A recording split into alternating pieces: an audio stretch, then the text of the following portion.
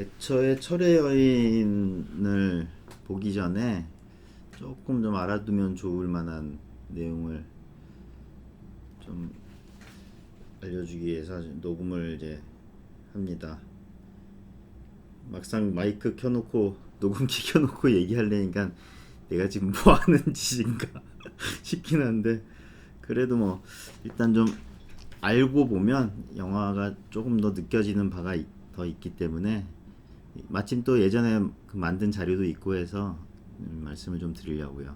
이 마거릿 대처, 그러니까 원래 시집가기 전 이름은 마거릿 로버츠예요.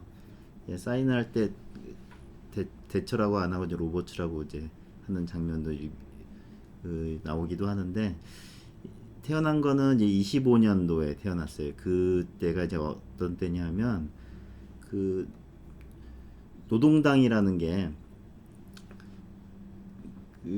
저기 부각이 되면서 그 영국 정치계에서 22년쯤에 노동당이 거의 완전히 그 세력을 과시하면서 30년대 경에는 노동당의 그런 정책들을 보수당이 계속 받아들이면서 좀 좌익적인 정책, 그 사회가 점점 더 중앙 계획으로 가고 사회가 정책적으로 좌익적인 성향으로 계속 빠져들던 시절이죠. 그러니까 마거릿 대처가 이제 마거릿 로버츠가 사실은 동네 이 마거릿 대처 이제 원래 아빠가 동네에 그 상점을 운영하는 자영업자예요. 소규모 자영업자였는데, 이런 자영업자들 특유의 그 자유주의적인 어떤 경향이 있던 사람인데다가 이제 그런 것들을 계속 경험을 30년대 그런 분위기를 경험하면서 정치 쪽을 그 동네에서의 정치 활동을 좀 더 주력하게 되는 어떤 그 아버지의 그런 흐름하고도 관계가 좀 있고요. 그래서 이제 마거릿 로버츠가 이제 나중에 수상으로 수상을 하게 된 거는 79년에서 90년대, 이때가 미국에서의 레이건 임기하고 좀 거의 비슷하기도 하고, 이 사람이 한 10여 년 그 수상을 하고 나서 결국에는 베를린 장벽이 무너지고 소련이 붕괴되는 과정을 이제 겪게 되죠. 이제 마거릿 대처가 정치에서 수상이 되기 전에 어떤 일들이 벌어졌냐 하면, 1930년대 좌익을 향해서 계속 가다가 40년도에 이제 우리가 2차 대전이 벌어지죠. 2차 대전이 끝난 게 1945년인데, 끝나기 직전 하이에크가 노예기란 거를 발간을 하면서 1930년도부터 계속적으로 지속되어 온 그 좌익적 경향에 대해서, 그런 좌익적 경향이 전쟁을 거치면서 굉장히 심각해졌다는 걸 경고하는 이제 책을 쓰게 돼요. 그게 선풍적인 인기를 이제 끌게 되죠. 그래서 굉장히 많은 사람들이, 미국, 영국 이런 쪽에 사람들이 우리가 좀 뭔가 길을 잘못 가고 있다는 거를 이제 깨닫게 되는 시기가 좀 있었어요. 근데 그게 금방 또 그렇다고 해서 세상이 바뀐 게 아니고, 55년경에 이제 하이에크가 참여해서 런던의 경제문제연구소라는 걸 설립을 해요. 그리고 하이에크가 그동안 자유에 관련된, 그래서 그런 자유주의를 가지고 어떤 국가 체제까지 가야 되느냐 하는 거를 좀 총정리한 자유총론이죠. 자유행정론인데 사실은 그 엄밀히는 자유총론이라고 얘기하면 돼요. 자유주의 총론이라고 보는 그 국가론까지 나오는 이제 60년도에 그 자유행정론이 나오고, 그러니까 자유주의를 가지고 어떻게 국가를 운영하면 될지에 대한 아이디어가 어느 정도가 정립이 된 게 60년대였어요. 그래서 그때 44년부터 각성한 사람들이, 그 노예길에 의해서 각성을 한 많은 그 우파 국민들이, 기존에는 영국 보수당이 그 자기네 당 대표를 뽑을 때 그냥 선거로 뽑지 않았어요. 그냥 그 대를 이어서 누굴 지명해서 그냥 이어가는 형태로 됐었는데, 공개 선거를 하자, 우리 당원들이 모두 다 선거를 해서 당수를 뽑자고 해서 그 선거 제도를 만들어요. 그래서 선거 혁명이 일어나는데 그때 히스란 사람이 당선되는데 이 히스란 사람은 원래 자유주의 혁명을 하죠. 우리가 좌익적인 걸 좀 돌이켜서 그 자유주의 혁명을 일으키겠다고 내걸고 이제 히스가 당선이 됐죠. 그러면서 75년에 이제 키스 조지파라는 사람하고 대처가 당내 이거는 이제 그 런던에 있는 경제문제연구소 말고 이제 당내 연구하고 구체적인 정책을 만들어내는 연구소 정책연구소를 이제 설립을 하는데요. 근데 히스란 사람이 당선이 되긴 했는데 이 히스가 그 수상이 된 후에 그 노조나 노동당의 파워가 워낙 세니까 결국에는 그 자유혁명을 못 밀어붙이고 결국엔 타협을 하고 무릎을 꿇게 돼요. 그러면서 다시 노동당으로 그 넘어가게 되는데 거기에 대해서 이제 그 키스 조지파하고 대처가 이런 사람들이 이건 안 된다. 히스를 다시 끌어안치고 당 대표 자리를 다시 그 획득하면서 다시 자유주의 개혁을 시도를 하게 되죠. 그게 75년 2월이에요. 그래서 굉장히 사실은 어렵게 당선이 돼요. 이게 투표에서도 과반수를 넘지 못해서 2차 투표까지 가면서 겨우겨우 당선이 되고 이제 그러면서 이제 당내를 보수당을 정리를 하고 이제 하게 되죠. 그래서 근데 78년 그래도 계속 노동당이 이제 그 수상자를 잡고 그 내각을 잡고 있었는데 78년경에 하다 이제 노동자들이 뭐 막 나가기 시작하면서 그때 유명한 불만의 겨울이 생기고 노동자 총파업이 생기고 뭐 이 그 모든 사람 쓰레기가 막 쌓인데도 못 치우고 막 엉망진창인 전 지경이 되니까 그때 겨우 노동당 정부 불신임안을 통과시키 이것도 겨우 한 표 차이로 겨우 불신임안이 통과돼요. 그래서 그 노동당은 내각제이기 때문에 그 정부가 불신임안이 통과가 되면 내각이 전부 내려오고 다시 선거를 하게 되죠. 그래서 다시 선거를 하면 당연히 보수당이 이제 총선에서 이기고 그해 79년 5월에 보수당이 집권을 하게 되는 겁니다. 그래서 이제 대처가 이제 그러니까 수상이 되기까지 사실은 1944년에 하이에크 노예길 경고 이후에 굉장히 오랜 시간이 한 30여 년, 35년 그 준비 기간이 필요했다. 그것 이렇게 실제로 혁명이 일어나기도 굉장히 아슬아슬하게 그 어렵게 당선이 돼서 어렵게 시작이 됐다는 것도 우리가 좀 유념을 해야 될 필요가 있어요. 위에 보면은 레이건 임기 옆에 베리 골드워터라는 사람이 있는데 이 베리 골드워터도 거의 어떤 사람이냐면 레이건이 실제로 저기를 하기 전에 베리 골드워터가 우린 자유주의 혁명을 해야 된다. 사람들에게 뭔가를 자꾸 나눠주고 좌익적인 정책으로 타협만 해서는 우리는 계속 질 수밖에 없다. 우리의 이념을 다시 되찾자고 주장했던 게 64년 선거예요. 이제 베리 골드워터가 그 공화당의 대통령 후보 경선에서 대통령 후보로 지명된 것도 사실은 대단한 놀라운 결과였고 그런데 다만 이 사람이 선거에 나와서는 민주당에 아주 지고 아주 쫄딱 망하죠. 그래서 그 사람의 의미는 그 미국 공화당 내부에 자유주의 이념을 우리 자유주의 이념이 우리가 지켜야 될 이념이란 걸 분명히 경고하고 공화당 당원들의 대부분의 그 동의를 받았다는 것에 의미가 있어요. 그래서 그런 공화당 내부가 자유주의 개혁을 해야겠다는 그 이념적인 동의가 64년이었는데 그게 결국 전체 국민들에게 동의받는 데까지는 한 20여 년의 시간이 걸렸다는 것도 좀 유념을 할 필요가 있고요.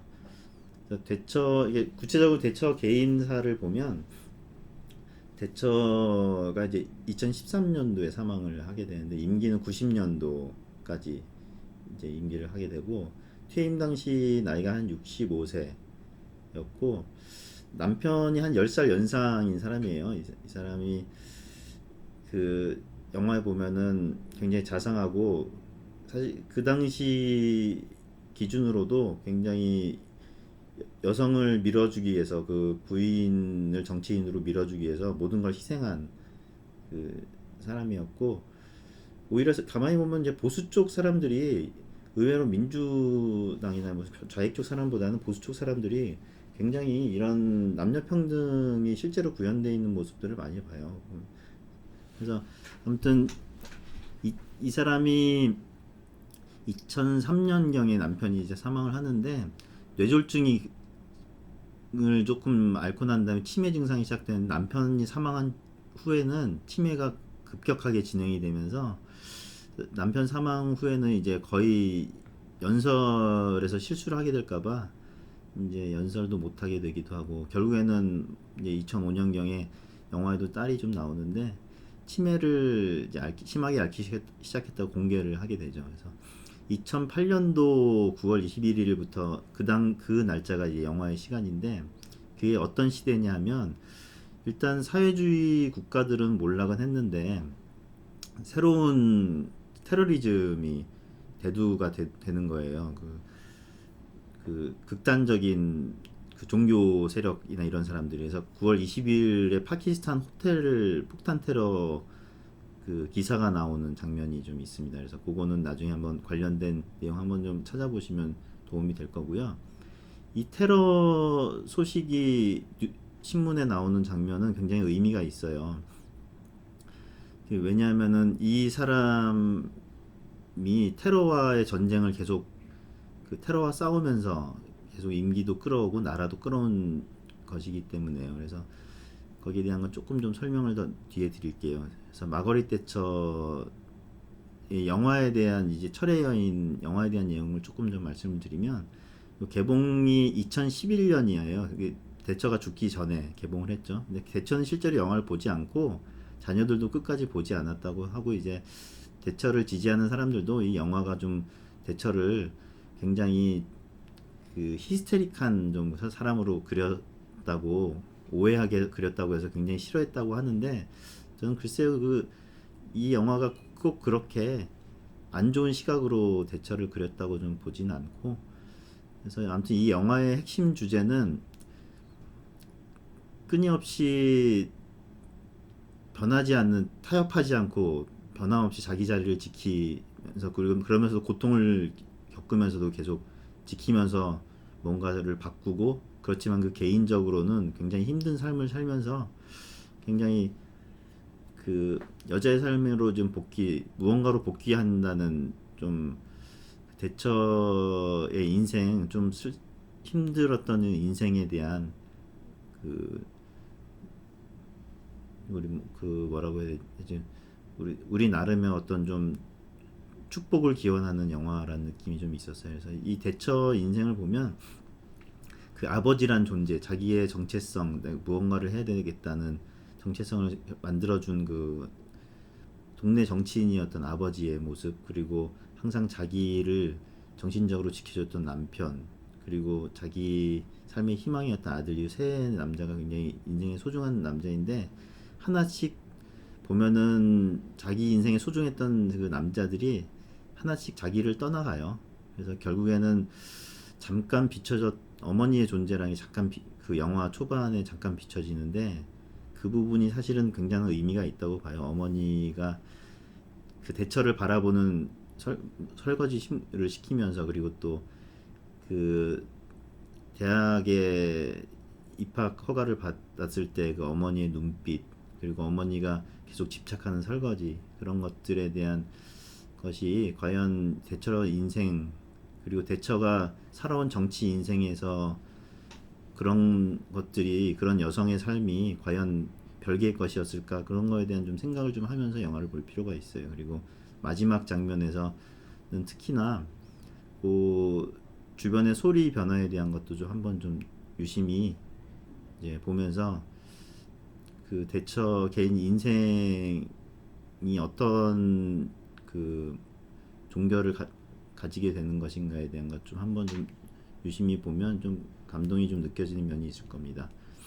그리고 아까 말씀드렸듯이 테러리즘에 대한 얘기를 조금 더 드리면, 그 에어린 이브라는 사람이 있어요. 그 대처를 이제 정치 그 당 대표 선거로 좀 계속 인도한 사람인데, 이 사람이 대처를 설득하고 대처의 이미지도 정치인으로서의 이미지도 열심히 만들고 했던 굉장히 중요한 인물이에요. 근데 이 사람이 그 초대 자유주의 개혁을 내걸고 당수가 됐던 히스를 이제 물러나게 하려고 이 사람이 그러면은 다음 새로운 사람을 뽑자고 찾아다니면서 이제 대처를 만나게 되고 그 대처의 선거 캠페인 매니저로 이제 활동을 하게 되죠. 근데 그 당시에 영국은 뭐 나중에 파키스탄의 경우 뭐 그런 거과 별개로 계속 북아일랜드 문제 때문에 계속 테러에 시달리던 그 때였거든요.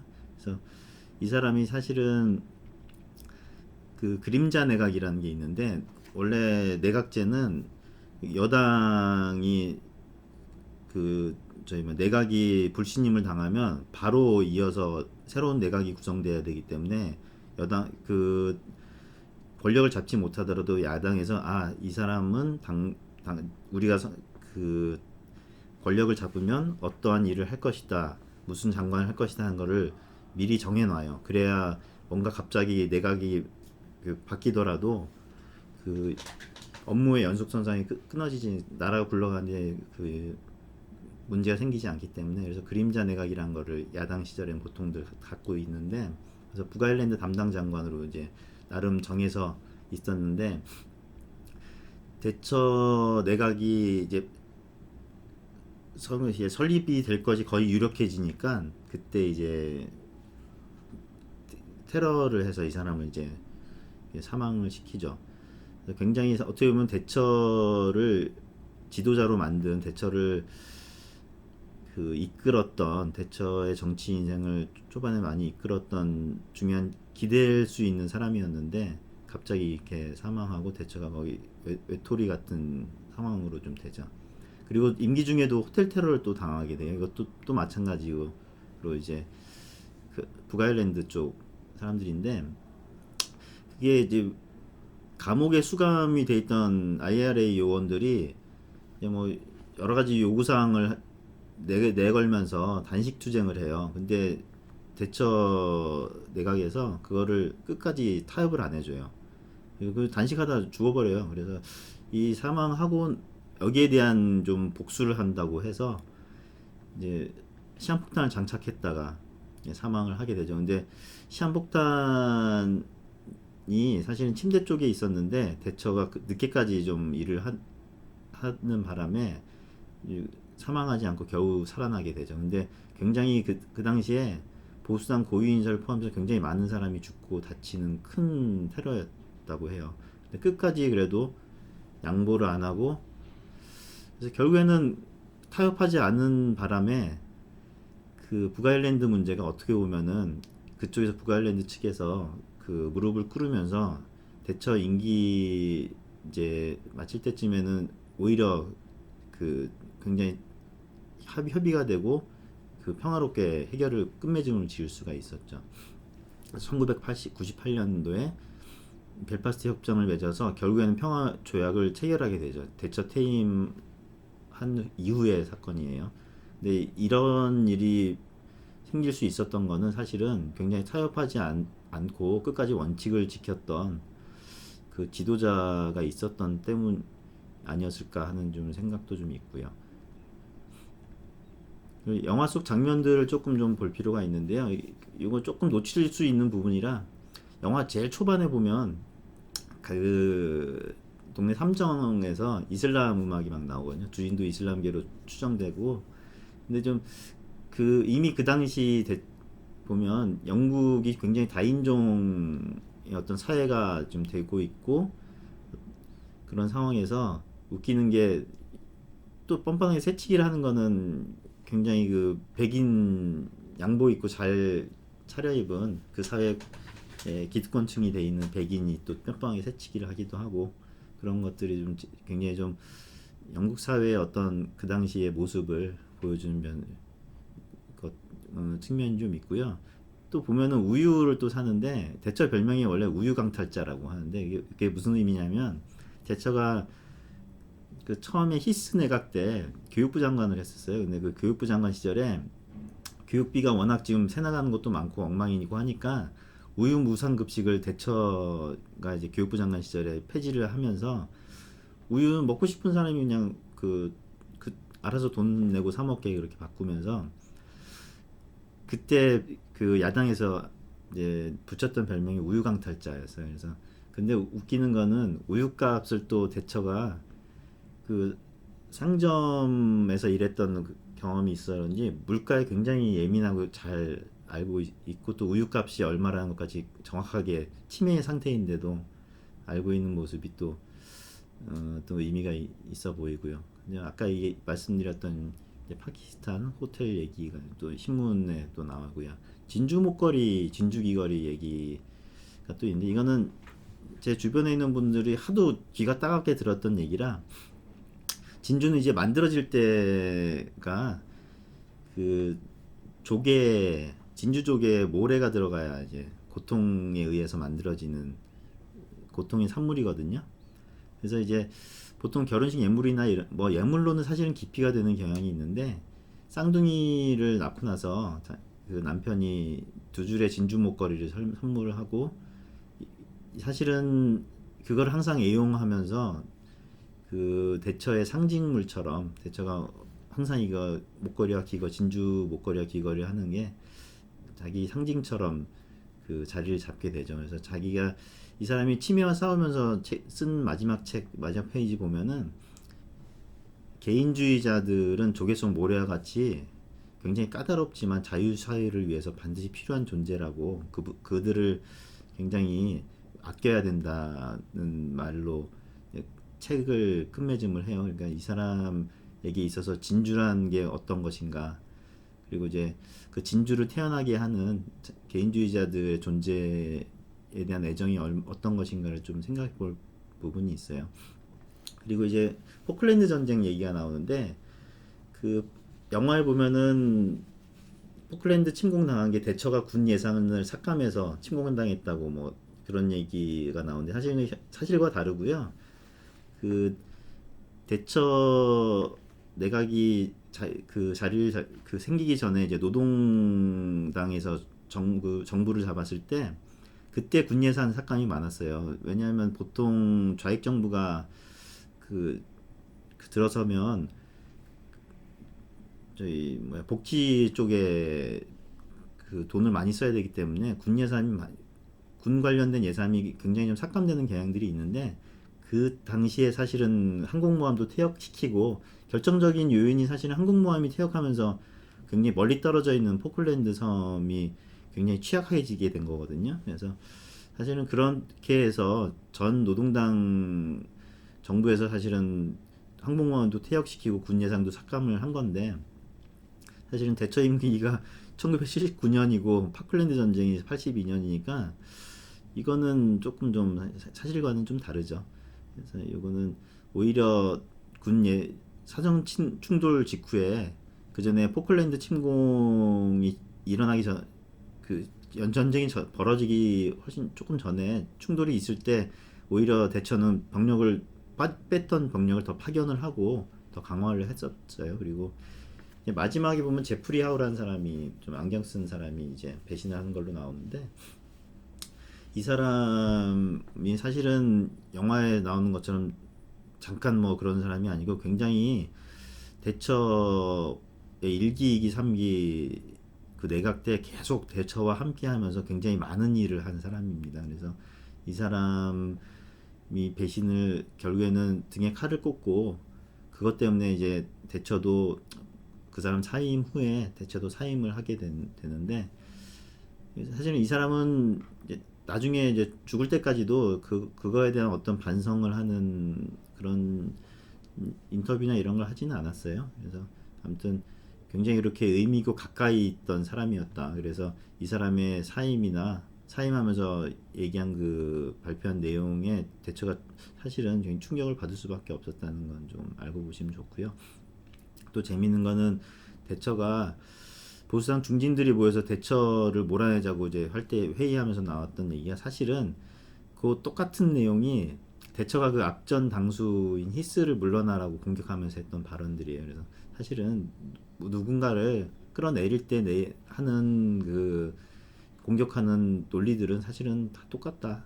그런 거를 자꾸 우리가 이제 대통령 탄핵을 경험한 우리 입장에서 이제 그런 것들 조금 좀 그 머리에 좀 더 다가오는 면이 좀 있더라고요. 그래서 아무튼 영화는 이거 말고도 좀 자세한 내용은 또 나중에 또 그 영국의 역사를 또 보면서 더 새롭게 깨닫는 것도 있겠지만 이 정도 알고 보시면은 뭔가 조금 좀 다르게 느껴지지 않을까 싶습니다. 아무튼 마지막 장면은 놓치지 마시고 귀를 기울이면서 끝까지 보시면은 좋은 경험과 또 인생을 앞으로 어떻게 살아야 될까에 대한 생각을 좀 하게 되는 좋은 시간이 될 것 같습니다.